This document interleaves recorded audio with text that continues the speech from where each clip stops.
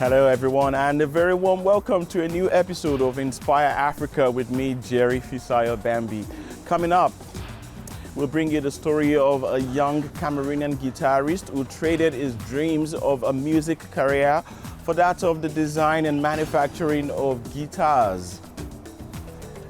The Tunisian mobility startup attempting to decarbonize the transport sector in Tunis with its solar-powered electric vehicles. And later on the show, we hear what drives Mago Hasfa, Uganda's award-winning social innovator and author, championing early childhood literacy development. This is Inspire Africa. Cameroon can boast of several globally acclaimed guitarists playing a unique blend of traditional African music and contemporary styles. Clovis Chufak wanted to be one of them, but it is instead in the manufacturing of guitars that he's managed to make a name for himself. Here's more on his story. Here in this carpentry workshop in Douala, Cameroon, Clovis Chufak and his man work out their daily job of designing, repairing and manufacturing guitars. Encouraged by his older brother, Chufak started as a carpenter and repaired his very first guitar after it broke during a quarrel.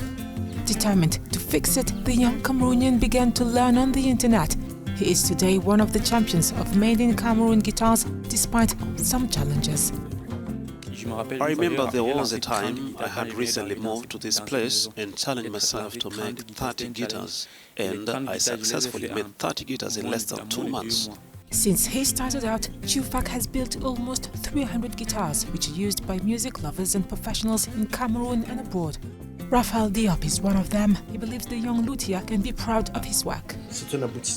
He has nothing to envy of the instruments made in Europe today.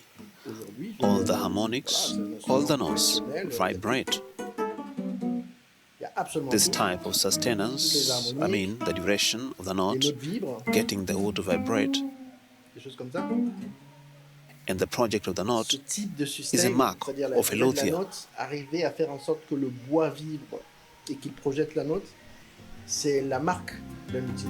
Chufak's love of the craft has also led him to become a guitar trainer for adults and children alike. I was interested in the guitar, and I asked my father. I told him I wanted to learn how to play guitar. And then he said he knew someone who could teach me all the chords. With the music industry growing in Cameroon, many opportunities are being created.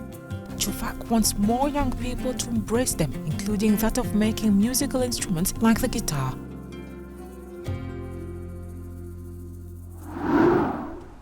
With Tunisia aiming to curb pollution and reduce greenhouse gas emissions by 46%, new mobility alternatives are hitting the streets of the capital, Tunis. Some of them are solar-powered electric vehicles manufactured by a German-Tunisian startup.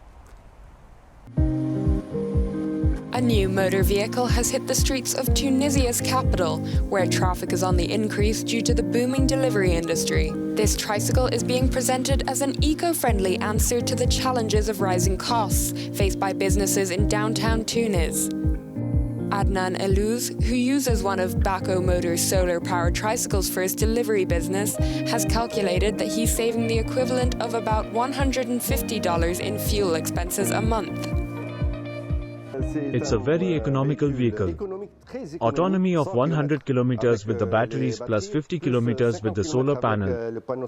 You save 400 to 500 dinars a month on diesel. Plus spare parts, it's a 100% Tunisian product. That's very important. Unveiled first as a prototype during the COVID-19 pandemic, today the German-Tunisian startup's electric solar-powered vehicles are gracing the roads of Tunis.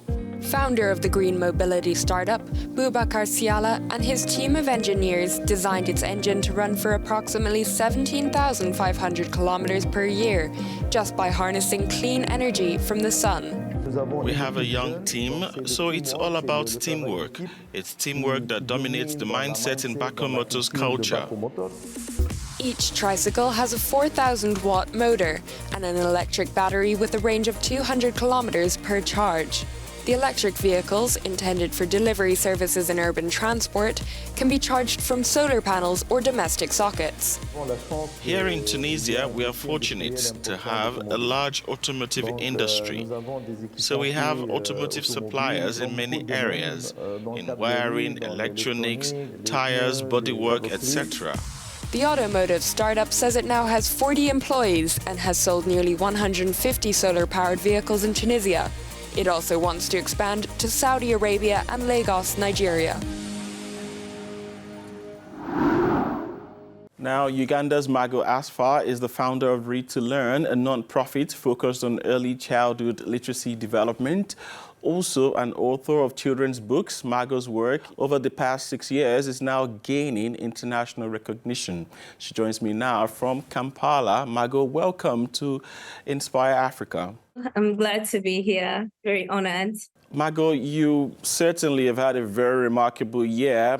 You know, the latest being that you've won a prize in Nigeria for your AI multilingual app. What led you into early childhood education? Okay, so basically for me, it's two things. I personally started school at the age of 10.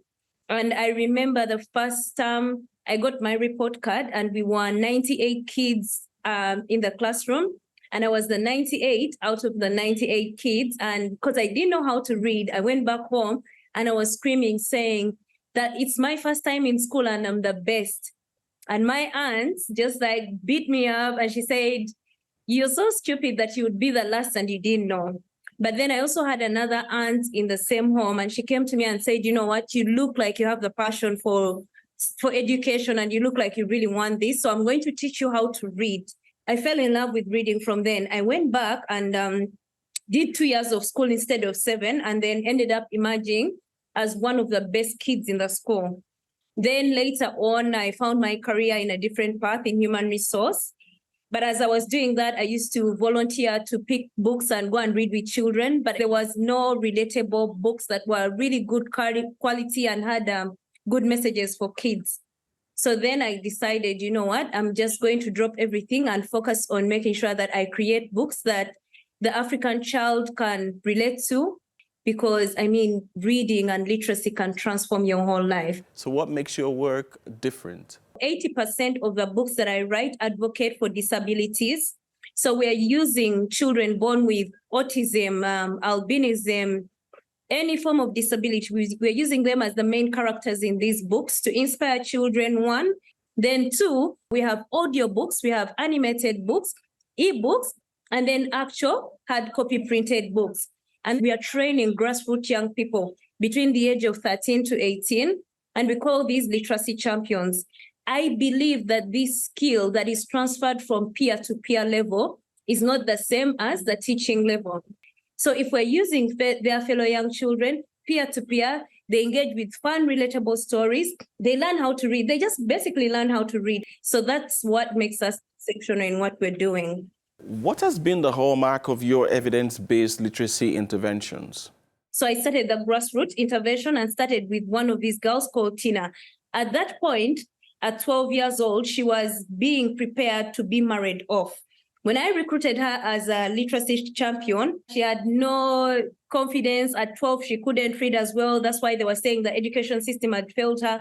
And since schools were closing for 2 years, the only solution for her was marriage. I talked to the parents. I said, no, we can do something else. And right now, she's like a highlight in her community. She has a vision and clarity of where she's headed. She's also been able to teach her 2 young brothers, Derek and Lawrence, how to read and write at home basis. This has also transformed not only her, but her father as well. Her father was one of the biggest alcoholics in the community. Right now, he has a job.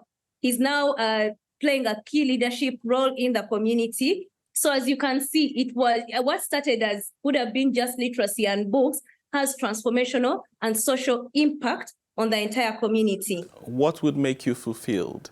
When every child on this continent of ours has access to the right start to their education with relatable books, diverse reading materials, and an environment that gives them the platform to be able to read and fall in love with books. So more libraries, more relatable books, more literacy champions across the continent. Yes. My good Hasfa, I'd love to thank you very much for sharing insights about your work with us on Inspire Africa, and my very best wishes. Thank you. All right. Thank you so much. And that's how much we can bring you on this episode of Inspire Africa. For more on the program, please visit Africanews.com and our social media pages. I am Jerry Fisaya Bambi, and I am leaving you with this clip from Khalifa Home titled Recycled Furnishing. I'll see you some other time. Bye-bye. I don't think you listen. You listen. I don't think you listen.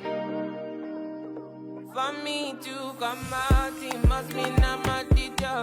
It must mean I'm not the same.